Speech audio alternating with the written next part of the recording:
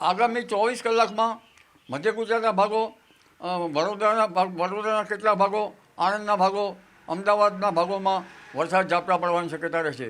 આ ઉપરાંત ગાંધીનગરના ભાગોમાં અને ઉત્તર ગુજરાતના કેટલાક ભાગો અને પૂર્વ ગુજરાતના કેટલાક ભાગોમાં પણ વરસાદ ઝાપટા પડવાની શક્યતા રહેશે. દક્ષિણ ગુજરાતના ભાગોમાં પણ વરસાદ ઝાપટા પડવાની શક્યતા રહેશે. સૌરાષ્ટ્રના ભિન્ન ભાગોમાં વરસાદ ઝાપટા પડી શકે, પરંતુ આગામી 72 કલાકમાં વધુ ઝાપટા પડી શકે અને આ વરસાદી પાણી કૃષિ પાકો માટે સારું ગણાશે. જેમાં મધ્ય ગુજરાતના ભાગોમાં હળવા ભારે વરસાદ ઝાપટા પડી શકે. ઉત્તર ગુજરાતના ભાગોમાં, પાટણ સમી હારીના ભાગોમાં, મહેસાણાના ભાગોમાં, બનાસકાંઠાના ભાગોમાં, પાલનપુરના ભાગોમાં અને સાબરકાંઠાના ભાગોમાં, અરવલ્લીના ભાગોમાં, પંચમહાલના ભાગોમાં વરસાદી ઝાપટાનું પ્રમાણ વધી શકે. તેમજ દક્ષિણ ગુજરાતના ભાગોમાં ભારે વરસાદ ઝાપટા પડી શકે. સૌરાષ્ટ્રના ભિન્ન ભાગોમાં ભારે વરસાદ ઝાપટા પડવાની શક્યતા રહેશે. પશ્ચિમ સૌરાષ્ટ્રના ભાગોમાં પણ ક્યાંક હળવા વરસાદ ઝાપટા પડી શકે. કચ્છના ભાગોમાં પણ ક્યાંક હળવા વરસાદ ઝાપટા પડવાની શક્યતા રહેશે. રાજકોટના ભાગોમાં પણ ક્યાંક હળવા વરસાદ ઝાપટા પડવાની શક્યતા રહેશે.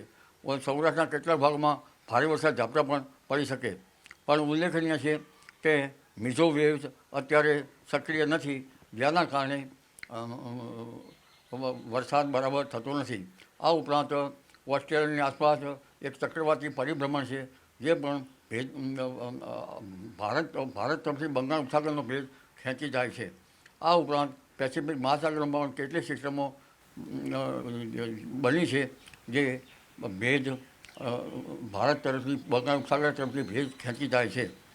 પરંતુ આ સિસ્ટમો હવે ધીરે ધીરે નબળી પડવાની શક્યતા રહેશે અને જાપાન તરફથી તેમજ દક્ષિણ ચીન તરફથી જે સિસ્ટમો બની છે તેના અવશેષો બંગાળના ઉપસાગરમાં આવવાની શક્યતા રહેશે, જેના કારણે બંગાળનો ઉપસાગર સક્રિય થવાની શક્યતા રહેશે.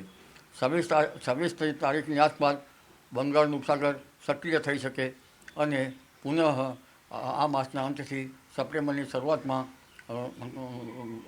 ગુજરાતના ભાગોમાં વરસાદ આવવાની શક્યતા રહે. તેમજ તારીખ 7 થી 10માં પણ વરસાદ આવવાની શક્યતા રહે. જન્માષ્ટમી નિમિત્તે છાંટા પડવાની શક્યતા રહે. એટલે હવે સપ્ટેમ્બર માસમાં બંગાળ ઉપસાગર વધુ સક્રિય થવાની શક્યતા રહેશે. અરબ સાગરમાં પણ હલચલ જોવા મળશે.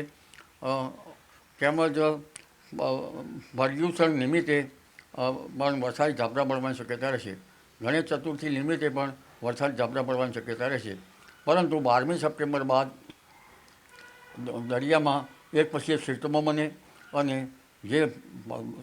જે પાછોતર વરસાદ જે છે એ વરસાદ આ વખતે ભારે વરસાદ થવાની શક્યતા રહેશે. તારીખ 13મી સપ્ટેમ્બરથી ગરમી પડવાની શક્યતા રહેશે. 23 સપ્ટેમ્બર સુધી ભારે ગરમી પડવાની શક્યતા રહેશે.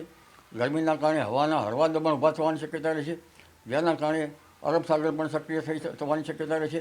જેનો પશ્ચિમ સૌરાષ્ટ્રમાં વરસાદ નથી, ત્યાં પણ ક્યાંક વરસાદ થવાની શક્યતા લગભગ સપ્ટેમ્બર માસમાં રહી શકે.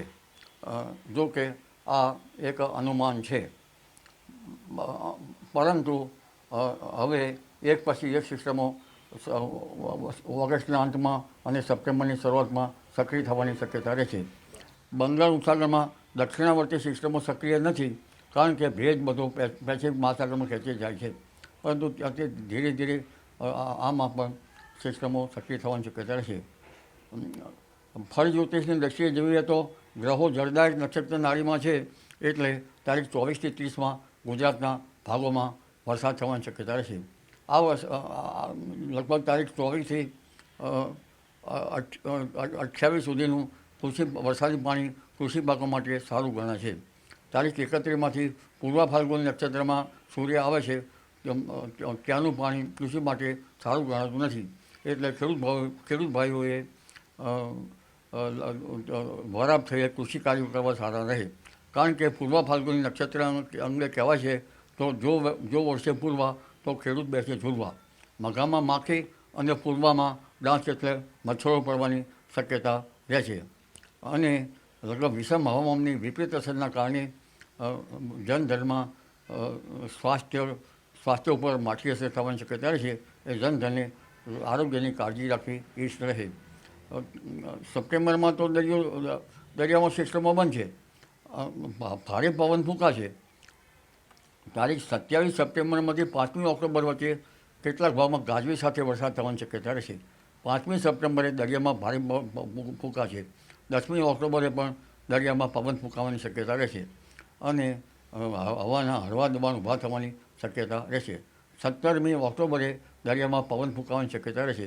એટલે ધીરે ધીરે સપ્ટેમ્બર ઓક્ટોબરમાં દરિયામાં એક પછી એક સિસ્ટમો બનશે, જેની અસરથી ગુજરાતના ભાગોમાં પણ વરસાદ આવવાની શક્યતા રહેશે.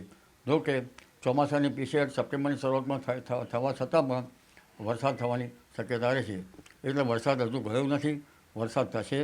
ગુજરાત, સૌરાષ્ટ્ર અને દક્ષિણ ગુજરાતમાં આજથી જ વરસાદ ઝાપટા પડવાની શક્યતા રહેશે.